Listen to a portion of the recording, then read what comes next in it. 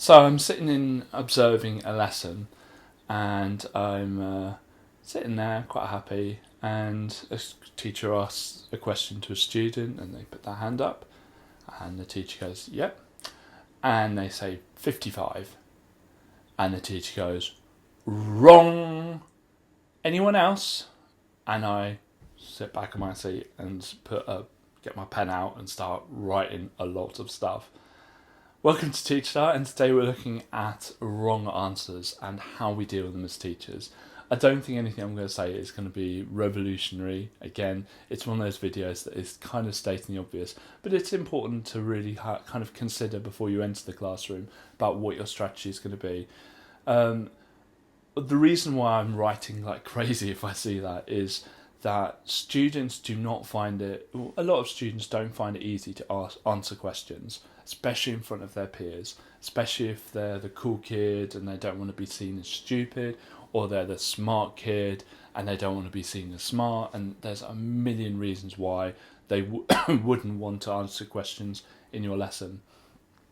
So when someone puts their hand up and puts themselves out there to answer a question, my rule is I never ever criticise that person unless they're deliberately being silly. If they're deliberately being silly, okay, right, put your hand down, to do in a second about that, whatever, and move on. I don't embarrass them in front of this class, I'll talk to them later on. But avoiding those rare exceptions that you get a just ridiculous answer that the person's deliberately doing because they're being silly, and I normally kind of laugh it off, or depending on the context. But looking at a serious answer, things I've heard said, it's just wrong. I've heard wrong, move on. The other things I've heard quite a lot is, have you not been listening to the lesson at all? That's not at all what I've said, or whatever. Were you not listening last lesson? And it's really hostile.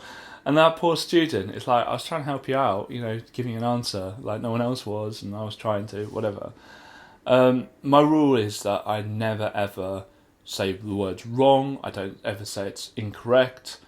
There has to be a better way of doing it, and so I have considered this before I've gone into the classroom. I want you to as well. Before you walk into your next lesson, think about what you're going to say. Think about what angle you're going to take. I would say something like, so if I've said, I don't know, what's 5 plus 5, and a student puts a hand up and says 55 or whatever, I say, I see what you've done there. You've put the 5 and the 5 together to make 55, but actually it's not quite right. Has anyone got the right answer? And so it's sympathetic. Yep, I see where your angle, or I see where you've come from there, but it's not quite right. And then someone else can do it. It alleviates that you're wrong, that hostility, that kind of friction. And that student would be like, oh, okay, well, I did the right thing in my head, but got the wrong answer. Okay, that makes sense.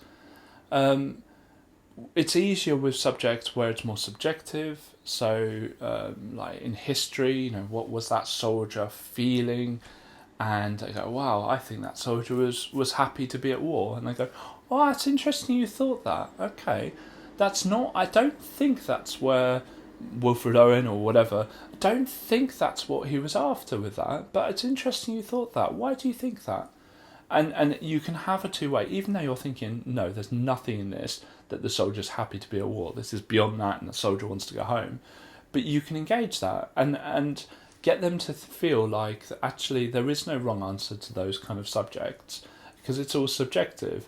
And as long as they can back it up, and you say, and they go, oh, well, I just think so. And you go, well, right, in history or in English or in whatever, it's really important that you have to back things up. So you have to pick something out of that paragraph and use it to justify your opinions, because your opinions are yours, but to share them with someone else, you need to grasp some kind of evidentiary passage or something in the passage that makes you feel that way, and it's really important you do that. And it's just much more constructive rather wrong. I have seen that so many times, that kind of frictional response, and it's just so unnecessary because it's no goal. You as a teacher, like if you're asking questions and they're listening and they're putting your hands up, they have given you so much faith. They're giving you their intention, they're giving you their participation. Like, that is a privilege as a teacher. And although we have it almost all the time, it's still a privilege, and it's one that they could remove. And I think some teachers probably watching this are like, yeah, I don't get that often with my classes. And so, right, cherish the days where they all put their hand up and answer questions, even if they're wrong. And I think that it's really important, if you want to do the hands up approach, or if you pick their name out of a hat, or whatever approach you take, you respect their answer.